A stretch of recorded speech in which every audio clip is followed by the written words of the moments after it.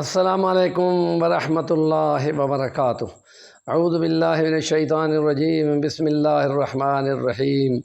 فلما بلغ معه السعی قال یا بنی انی ارى في المنام انی اذبحک فانظر ماذا ترى قال یا ابت افعل ما تؤمر ستجدنی ان شاء اللہ من الصابرین۔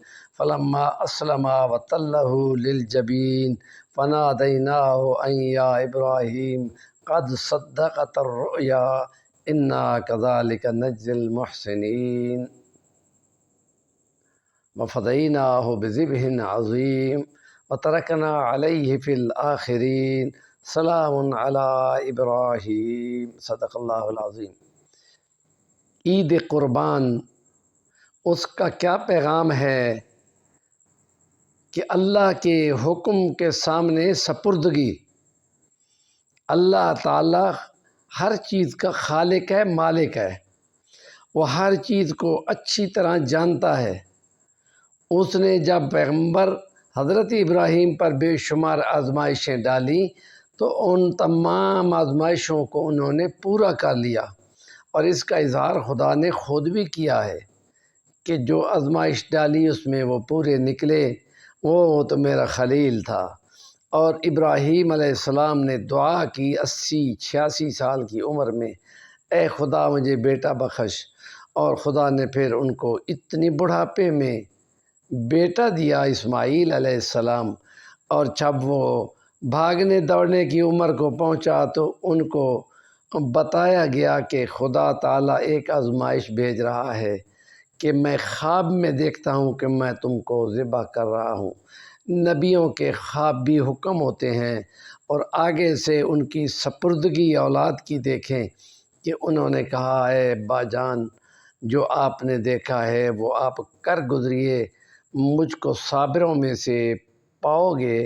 اور پھر جب انہوں نے ان کو منہ کے بل لٹا کر تاکہ منہ دیکھتے ترس نہ آ جائے اور چھری چلانی چاہی، تو پھر خدا فرماتا ہے کہ ہم نے آواز دی، اے ابراہیم آپ نے تو خواب سچا کر دیا، اور ہم نے پھر اس کے بدلے میں ایک ذبح عظیم دی۔ اس کے بدلے میں وفدیناہ بذبح عظیم وترکنا علیہ فی الآخرین، اور پھر ان کی امت میں اس کام کو رکھ دیا۔ اور وہ جو مالی حیثیت رکھتے ہوں اور چاندی کا وزن چاندی کا معیار ان کے پاس مال کا ہو تو ان کے لیے قربانی واجب ہو جاتی ہے، اور جو یہ نہیں کرتا تو نبی پاک نے فرمایا ہے کہ جو یہ قربانی نہیں کرتا تو ہماری عیدگاہوں کے نزدیک بھی نہ آئے۔ کسی قسم کا فلسفہ جھاڑنے کی ضرورت نہیں ہے، یہاں سیدھا سیدھا حکم ہے کہ انہوں نے قربانی کی اور بعد والوں میں ہم نے اس کو رکھ دیا، تو جو اتنی مقدار کا مال رکھتے ہوں تو ان کے لیے یہ قربانی آ جاتی ہے۔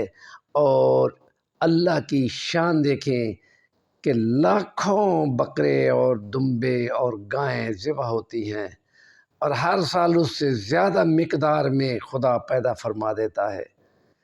اور عقل پرستوں کو یہ ایک ہیجان ہے، اور عقل کو آگے رکھتے ہیں تو خدا یہ بھی دکھا چکا ہے۔ یار تم چپ کرو، جب خدا کی مرضی ہے تو خدا نے قانون ہی بدل دیا اور کہا یا نار کونی بردن و سلاما علی ابراہیم، اور وہ پھر اتنی ٹھنڈی بھی نہ ہو جا کہ -40 پہ چلی جائے، وہ ٹھنڈی موت کا باعث بنے، سلامتی والی ٹھنڈ بن جا۔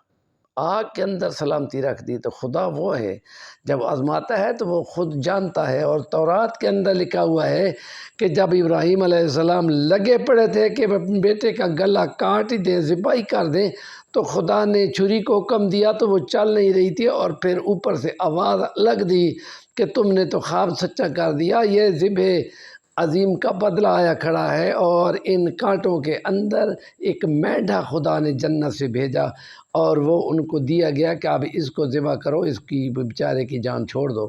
اور پھر وہ طریقہ بعد والوں کے لیے بھی یہ رکھ دیا گیا کہ 6 ماہ کا دمبا ہو، 1 سال کی بکری ہو، 5 سال کا اونٹ ہو یا 2 سال کی گائے ہو، اور اونٹ اور گائے کے اندر 7 بھی شامل ہو سکتے ہیں، اور دمبے اور بکرے کی قربانی میں سنگل ہوگا، اور یہ جب کریں گے تو ان کی بڑی فضیلت ہے، اور اس لیے اس کا تذکرہ ہے قرآن کریم کے اندر، اور احادیث نے اس کو مزید مزین کیا ہے۔ اس کے ساتھ ہی کچھ اور باتیں بھی ہیں جو پیغام ہیں اس عظیم قربانی کے مشن کا۔ ہمارے چینل کا نام ہے صفی الوانی، ضرور سبسکرائب کریں۔